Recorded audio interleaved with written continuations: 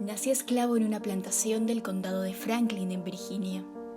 No estoy muy seguro del lugar exacto ni de la fecha exacta de mi nacimiento, pero en cualquier caso, imagino que debí nacer en algún lugar y a alguna hora. Las imágenes más tempranas que ahora recuerdo son las de la plantación y las de los barracones situados en la parte de la propiedad donde los esclavos tenían las cabañas. El comienzo de mi vida tuvo lugar en el corazón del ambiente más miserable, desolado y deprimente. Booker Taliaferro Washington nació en una plantación del condado de Virginia. Allí vivió con su madre, su hermana Amanda y su hermano Juan. Durante su vida no supo con exactitud el año de su nacimiento, estimándose entre 1858 o 1859. En cuanto a sus orígenes familiares, apenas sabía que su madre había sido comprada por el propietario, y es que eran considerados una mercancía, la misma importancia que la compra de un caballo o una vaca. Esta misma suerte sufrieron otros esclavos, sin saber su origen, sin conocer a sus antepasados, sin conocer la fecha de su nacimiento. Nada. Pasatiempos: limpiar los patios, suministrar el agua a los plantadores, llevar el trigo al lejano molino por los caminos peligrosos. Y eso porque Booker aún era un niño y no tenía la suficiente fuerza para los trabajos aún más exigentes. Comida.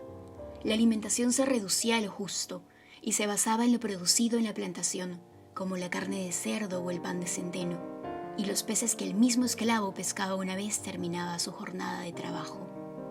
La imaginación suplía la escasez de ese alimento.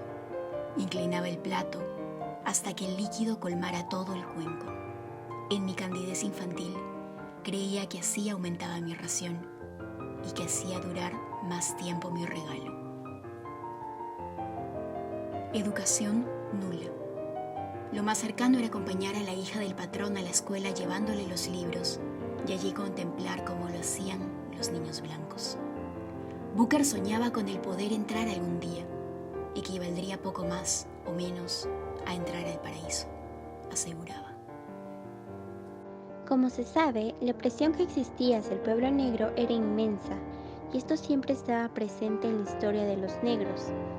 Se podría decir que su destino ya estaba escrito, tanto como para los bebés recién nacidos y los antepasados que los precedían. Booker T. Washington tenía conocimiento del sufrimiento, de la falta de oportunidades y de la identidad que se les había sido arrebatado a sus mayores, y que por un buen tiempo él también tendría que ser sometido a la esclavitud. En el siglo XIX, principalmente en los estados del sur, los blancos compraban a los negros para que trabajaran en los campos, ya sea cultivando algodón o arroz, ya que estos planteamientos agrícolas eran una gran fuente de ingresos para su economía. Y con respecto a la educación, ir a algún colegio o simplemente estudiar era un gran privilegio que solo los blancos recibían. En cambio, las personas negras no tenían derecho alguno a recibir las mismas oportunidades. Debido a las experiencias que tuvo en esta época de esclavitud, es por la que Booker T. Washington lucharía en un futuro. La esclavitud se dio por finalizada cuando Abraham Lincoln, después de ganar las elecciones, emite la Proclamación de la Emancipación en 1863, pero esta fue aprobada finalmente en 1865. Es cierto que esta fue una gran alegría para los esclavos negros, como se cuenta en la obra de Ascenso de la Esclavitud, pero a la vez era triste porque las personas de color, quienes al fin eran libres, no sabían cómo comenzar una nueva vida, en las que iban a ser líderes de su propio camino. Así que algunos volvían a sus antiguos amos debido a la dependencia y aprecio que habían creado hacia ellos. En algunos casos habían pasado con ellos casi medio siglo y pensar en marcharse no era cosa fácil. Poco a poco, uno a uno, a hurtadillas al principio, los esclavos más viejos empezaron a regresar de los barracones a la mansión para hablar en voz baja con sus antiguos amos sobre el futuro. Las condiciones de vida para los negros esclavos eran duras, pero aún así Booker decía que sus amos no eran tan crueles como en otros lugares.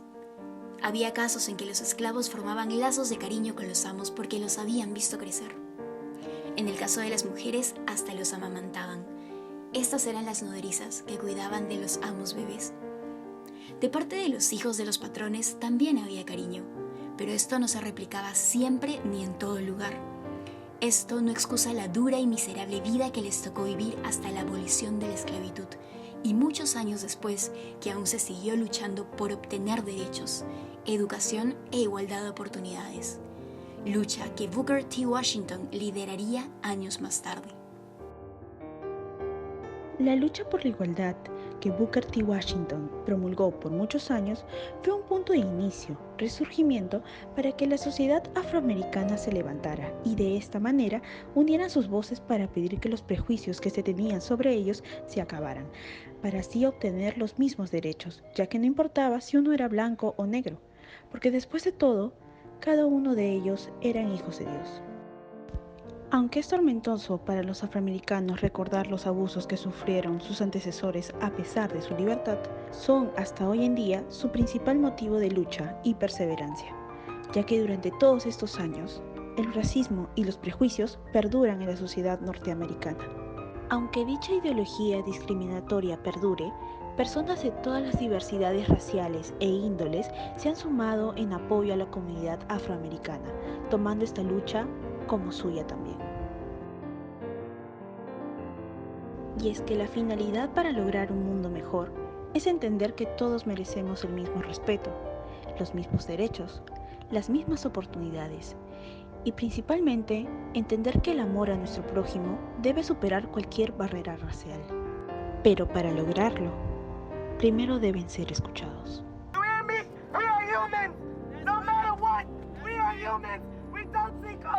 We love you all. That's all we want is love in return. No matter how much beating we take, we spread love. Look at today. We've been nothing but peaceful. And that's how we plan to keep it because we are peaceful people. We just want love in return. Just equality. You hear us, but are you listening? Are you listening? You hear us, but are you listening? You're not listening. You're not listening. You hear us, but you're not listening. Un blanco ha de triunfar. Mientras si se trata de un joven negro, hay un sentimiento de sorpresa cuando no fracasa.